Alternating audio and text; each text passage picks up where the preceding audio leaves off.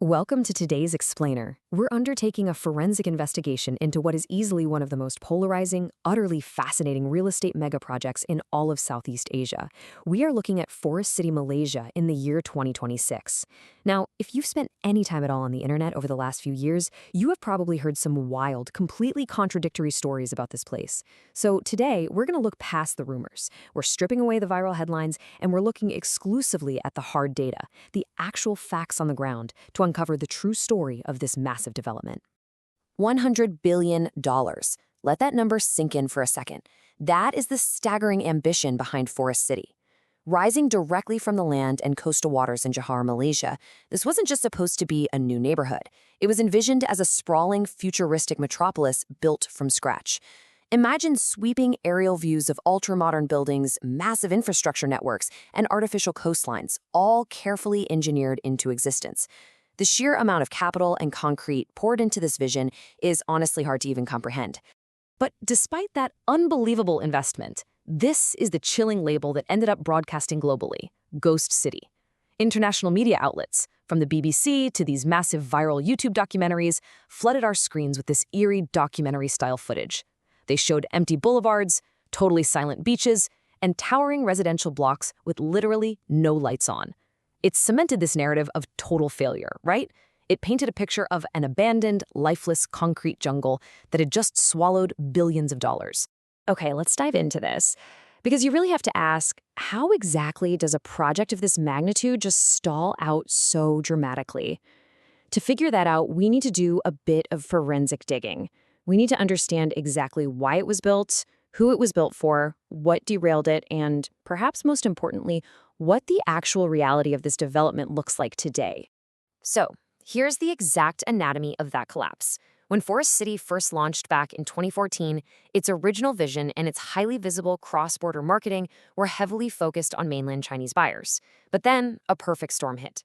In 2018, Malaysia's then Prime Minister tightened the rules on foreign property purchases, which instantly cooled off that massive Chinese demand. Then, right as the developers were trying to adapt to that huge shift, 2020 arrived. The COVID-19 pandemic forced global border closures, completely severing their access to key buyer and visitor markets, while heavy construction was still going on. And that brings us to a vital piece of the puzzle: the Ghost City window. You know those viral videos and haunting photographs of empty streets? They actually weren't depicting a permanent final failure. They captured a very specific, frozen moment in time. The heaviest international media coverage occurred precisely during that 2020 to 2022 lull. Borders were shut, global travel was entirely dead, and occupancy was naturally at its absolute lowest point. Section 2. The catalyst, a strategic pivot.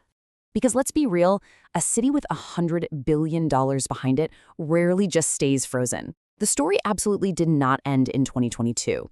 Everything changed with a dramatic, highly strategic policy intervention by the Malaysian government that shifted the entire purpose of the development. In 2024, they officially gazetted Forest City as a Special Financial Zone, or SFZ.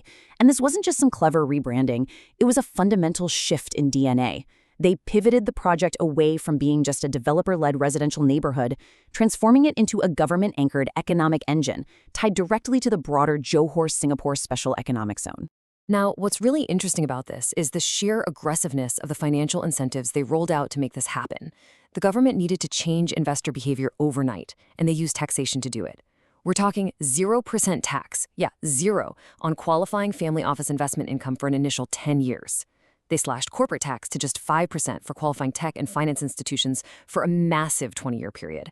And to attract top-tier talent to actually live there, they set a flat 15% personal income tax rate for skilled knowledge workers. And crucially, this wasn't just a Malaysian domestic policy acting in a vacuum. Singapore formally endorsed this joint special economic zone framework. For international investors who spend their lives carefully assessing sovereign risk, this joint bilateral backing from both Singapore and Malaysia was a massive de-risking signal. It essentially extended the project's credibility way beyond local politics, positioning Forest City as a highly secure cross-border asset. Let's move to the next section and see how this actually builds. Section 3. The reality of 2026. It's time to look at the hard, indisputable evidence of what Forest City actually is today. The dramatic shift becomes incredibly obvious when you compare the viral myth to the reality. During that media coverage window of 2020 to 2022, resident occupancy was incredibly low. But today, there are around 20,000 residents living there. Tourist arrivals went from near zero during lockdowns to over 3 million people a year. And commercial office spaces, which were completely not operational just a few years ago, are now sitting at a 59% occupancy rate on their initial 50,000 square foot launch. You know, if you really want to know if a local economy is breathing, you look at real estate prices. Office rental rates have rocketed from $1.50 ringgit per square foot during that ghost city era all the way up to $5.50 today. That is a massive 267% spike in rent. And that's not just promotional pricing by some desperate developer. That kind of data signals real, market-driven demand for commercial space in this new financial zone. Let's circle back to that population number for just a second. 20,000. That is a stark contrast to the word ghost. Out of the 26,000 completed residential units, about 80% are sold. And those 20,000 residents aren't just from one single demographic anymore. They represent over 20 different nationalities, which has transformed what was initially marketed as a single market enclave into a highly diverse, highly international community. And this population is supported by genuinely mature infrastructure. Daily life in Forest City today means access to over 100 operating retail outlets across its malls and coastal streets. It means families sending their kids to the Forest City International School, which is part of the prestigious CATS Global Network, where something like 60% of the staff hold advanced degrees. Residents have everyday access to medical services, groceries, and dining. They literally no longer have to drive 25 minutes into Johor Bahru just for basic needs. And remember, all of this is situated just 2 kilometers from Singapore in a straight line. And this brilliantly illustrates the contrast between the viral myth and the on-the-ground reality. This quote is from Nizam, who was interviewed in a recent Channel News Asia documentary. He hit the nail on the head, pointing out exactly what we're seeing in the data. People read the terrible reviews online, but when they actually arrive and look around today, they realize the condition is vastly different. As he plainly puts it, it's very crowded. But it isn't just residents. There is a bustling leisure economy successfully drawing in those 3 million annual tourists we mentioned. It's really not what you'd expect from an abandoned city. Forest City features a Jack Nicklaus legacy golf course that actually ranks in the top 100 across the entire Asia-Pacific region. There are 2 fully operating 5-star hotels. Visitors are taking guided eco-tours through millions of square meters of preserved mangroves. They're going sea fishing or just relaxing along 4 kilometers of beautifully developed public coastline and beaches. Meanwhile, on the corporate side, that special financial zone strategy is already paying dividends. 6. That is the number of approved family offices already actively operating under the new tax rules as of 2026.